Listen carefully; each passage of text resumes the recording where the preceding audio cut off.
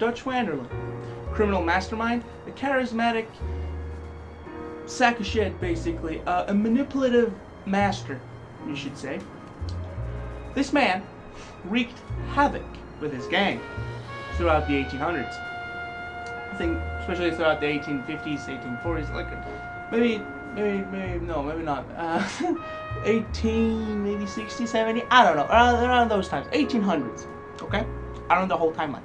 I want to talk about him today. I wanted to kind of deep dive into his character, see if he was always a charismatic man, if he was always what the gang members believed he was, or was he just a psychotic sack of shit from the very beginning? Now, to me, okay, I should say that this is based on my own opinions. I'm just gonna yap about him, okay?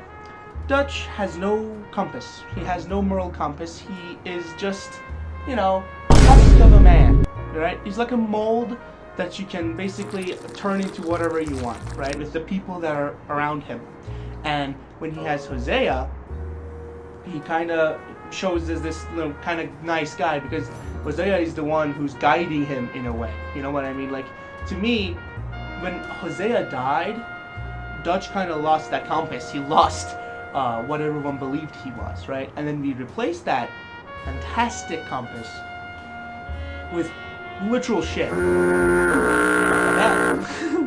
We replaced Hosea with Micah, and Micah's a son of a bitch. Guess what? Micah just is an asshole. He doesn't have any fucking honor. If you want to put on like a honor chart, Dutch is like in the middle, maybe a little bit on the low side. You know, he is kind of just a dude. He doesn't really do anything honorably. That's all on his own, like him personally, like deep down, he's really in the middle. And Hosea was all the way up, maybe not to the max, but like he was in the high honor chart. Micah, well, he's all the way down here, okay? To the lowest point. He is a sack of shit. Fuck Micah, but I also love him. He's a great villain. And when Hosea was around, Hosea and Arthur, when they were around, especially Hosea, because Arthur at the time, he was also in the middle. You know, he did shitty things for people around him to survive. You know, he did those bad things because he kept saying to himself, I'm doing it so others can have food on their tables, right? I'm beating the fuck out of this guy so Tilly, Mary Beth, Karen, like all the other girls and kids in the camp, they could eat, right? And he was in the middle. He did bad things, right? He did horrible things, but deep down he didn't really mean them. He didn't really meant the horrible things that he did. You know, he didn't really feel that the things he was doing were good. You know, he thought he had to do them, but he didn't necessarily, you know, agree with the things he did. Dutch, on the other hand, he does anything that he can to get what he wants. You know, he is Griffith. I talked about this in a previous video, but if you haven't seen the Berserk one, this is the Red Dead one, okay? Griffith is basically Dutch. Dutch is basically Griffith. The difference is Griffith, he's on a different level. He's worse, way worse than Dutch could ever dream of becoming. It's like at the end, you know, Dutch just takes his shit on Arthur and then brings every other gang member in and slaughters them with a machete or something in front of Arthur, and then takes Mary, Arthur's girlfriend, ex, whatever, and assaults her in front of Arthur. If Dutch would have done that, then that would have been a Griffith level. Yeah, but in Red Dead 1, when we see Dutch, he is a completely different person than the Dutch in RDR2. Like, they're just completely different. In Red Dead 2, when we see him, he's this charismatic leader who everyone believes in, who everyone loves him, who everyone would die for him. They would rather get themselves killed than Dutch getting captured by the Pinkertons. They would literally, if they had to, they will sell themselves to other people so Dutch could get away. You know, that's how much control he had over these people. Arthur, John, all the other gang members, everyone had faith in Dutch. But they had faith in a persona that Dutch was showing, not in what Dutch truly was. Deep down, Dutch wasn't what he was saying. Dutch wasn't Robin Hood. He was a thief. He was a thief a good thief per se at the time, who could bring in money, and he did all the honorable stuff that the gang were talking about because of Hosea. Are you winning, son? Where was I? What was I talking about? That was my dad. Anyway. Yeah. So, Dutch was just showing this persona to people. You know, he was just trying to literally take them in, you know, have soldiers of his own that would give their lives in order for him to get away. He was a manipulator. He would say the things you wanted to hear. You know, he seemed different, he looked different, and he was too good to be true as a leader at the time, especially. And he was.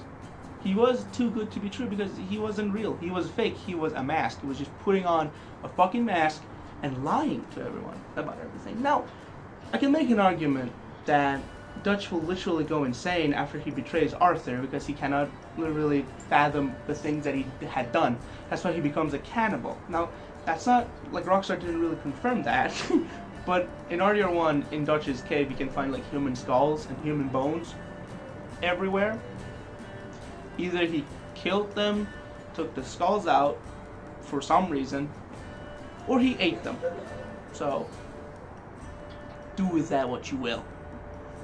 And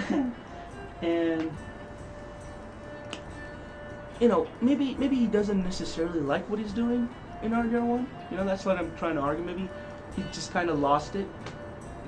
He doesn't feel like himself anymore, so he's doing these horrible things to just be like, yeah, I'm a piece of shit, you know, fuck it.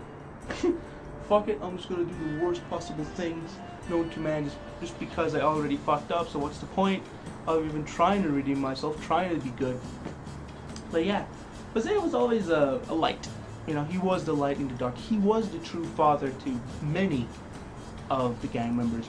He was the one that would comfort them. He was the one that would help them at the bottom of his heart. He was a scammer.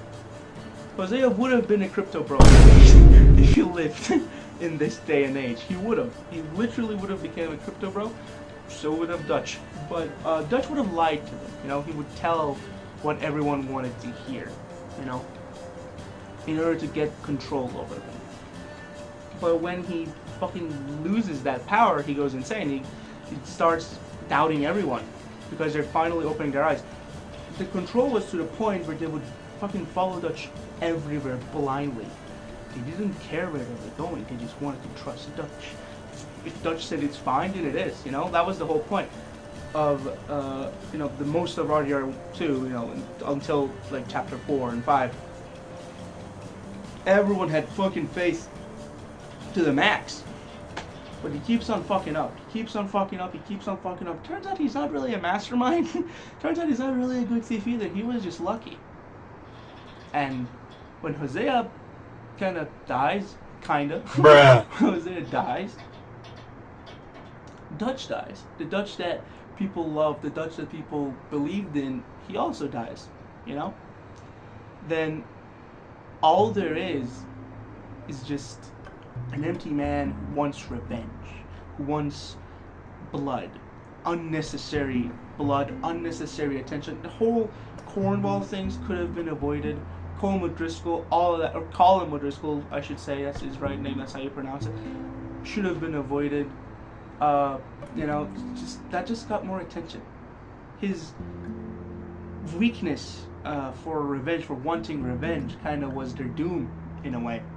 The robbing Cornwall and Colin, that kind of fucked them over, fucked everyone over. It brought more attention on than it was necessary, and Hosea warned them. In chapter 1, you know, Hosea's like, dude, for fuck's sake, what the fuck are you thinking? Cornwall is this big ass motherfucker. Don't fuck with him. Stop this bullshit. And Dutch's like, shut the fuck up. I know what I'm doing. Go come up with some other scams, you old hat. I'm sorry. I love you, Hosea. I really do. I love Hosea. But, you know, when he's just empty and he's at his lowest point, Micah shows up, you know, and he replaces Hosea's spot, you know, and keeps on lying to Dutch. He's like, it's in a way, it's like toxic positivity, you know? Like Micah is the definition of it. It's like, dude, you're doing great. We have a plan. I'll help you. We can get this shit together. We can do one robbery and go to Tahiti and have fun, drink and shit. He was lying. Micah, that sack of shit, he already sold them out, you know? Like he says, he's a survivor. He does whatever it takes for him to survive. Even if it means he has to kill the people that are closest to him. He cannot get close to anyone because he just doesn't care. All he cares about is himself. That's all he cares about.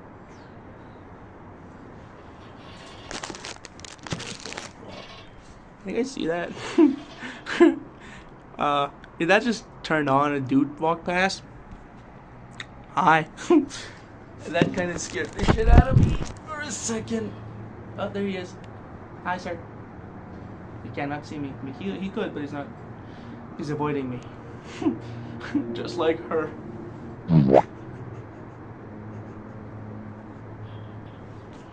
What was I talking about? Yeah. Micah shows up. That's what I wanted to say.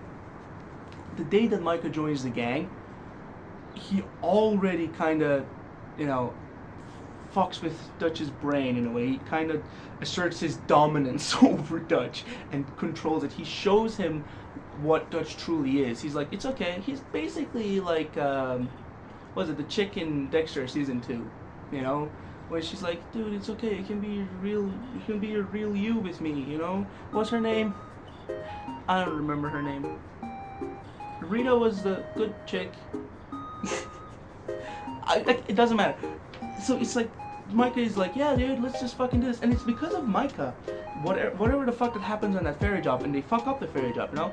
And maybe Micah even sold them out back then. We never know. Maybe he talked to a deal with the Pinkertons to sell them out, but Dutch just got out because he was lucky at the time. Maybe. And it's because of Micah, in a way, that Dutch shows more of his dark side and kills that girl on the ferry job.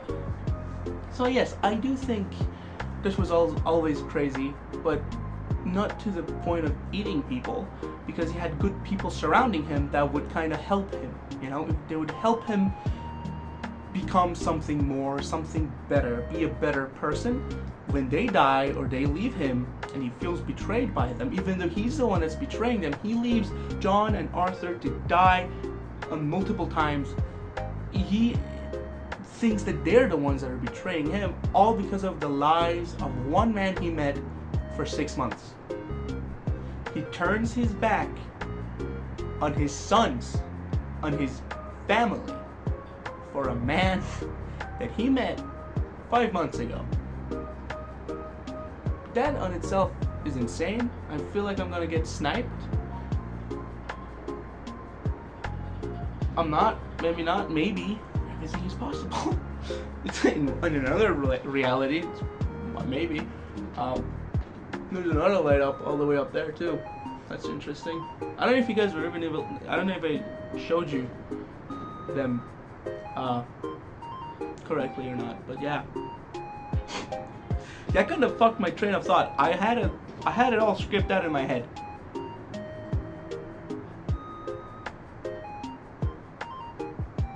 Yeah.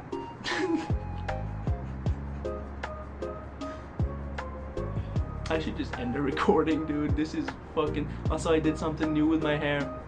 It took a long time. My aunt actually did. Oh, is it aunt or is it aunt? I never understood. Like, if you say aunt, it sounds like you're like British. Yeah, she's my aunt. She's my auntie. And then if you say aunt, it's like, yeah, I have an ant farm. Ants. I don't like that.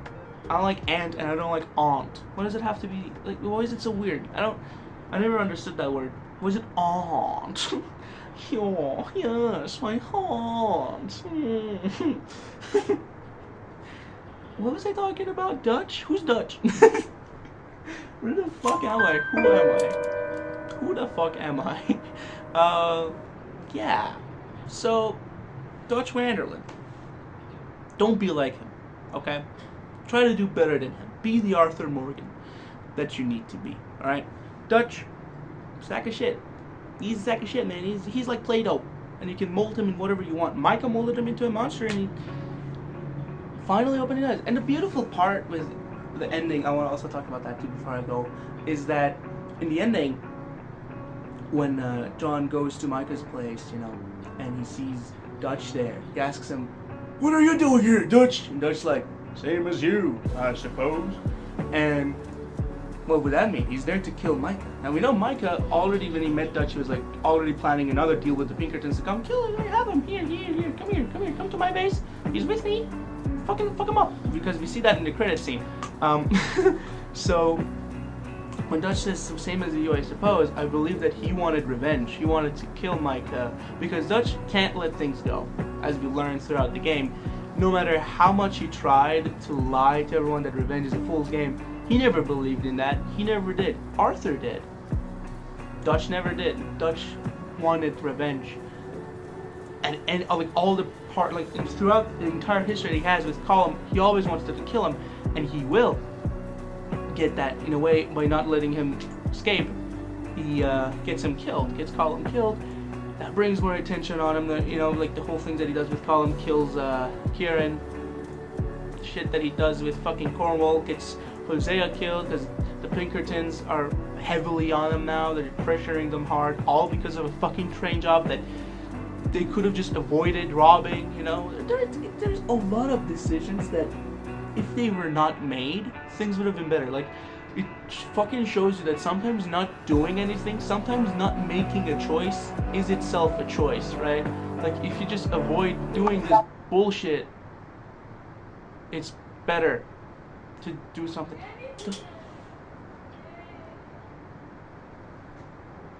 What the fuck? The fuck I don't know if you guys heard that, but I think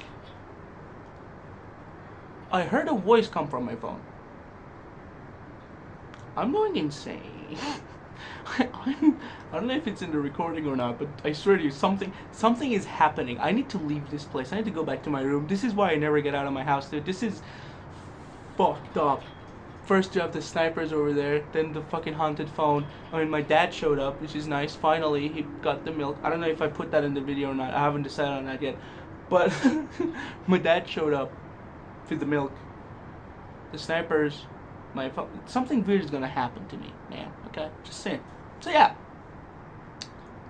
just don't make bad decisions in your lives, kids.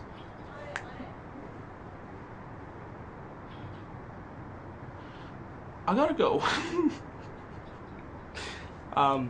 Maybe I'll add things to this more when I'm back home. Maybe I won't. I don't know, man. I haven't decided on that yet. Love you guys. I don't. I love you. I don't. Fuck it. Thank you. I hope you have a good day, good night, good time. Good times. And comment what you think down below. I hated saying that. Ew. Oh, also, if you all made it all the way here, check out my writing, please. Frost, give me feedback on the comment sections down below, or if you can, like, I don't know, give it a rating. It's on Wattpad. I don't really like Wattpad, but apparently it's the best place to put shit there.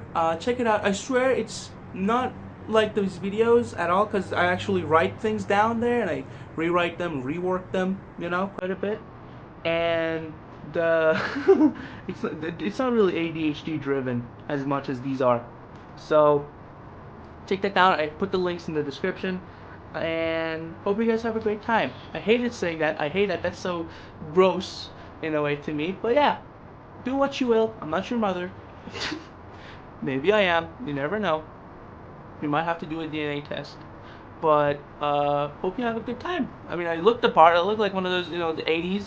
If you don't look at the mustache and the beard and just the hair, you know, the fitness thing. Yeah. How are you doing? Tell me more about yourself. Oh yeah, Dutch. Sack of shit. Oh, you were talking about your problems. Oh, I don't care about that. Fuck, you think you're talking to your therapist? I actually spat on my eye. I'm gonna jump off now, okay? I'm in the balcony. I'm gonna do it tonight. Have a good time, man. Have a good day. Good life. and I'm gonna sleep with your wife. God, I come for you, my God. My God, it's my John Marston. My God. What's the plan, Dutch?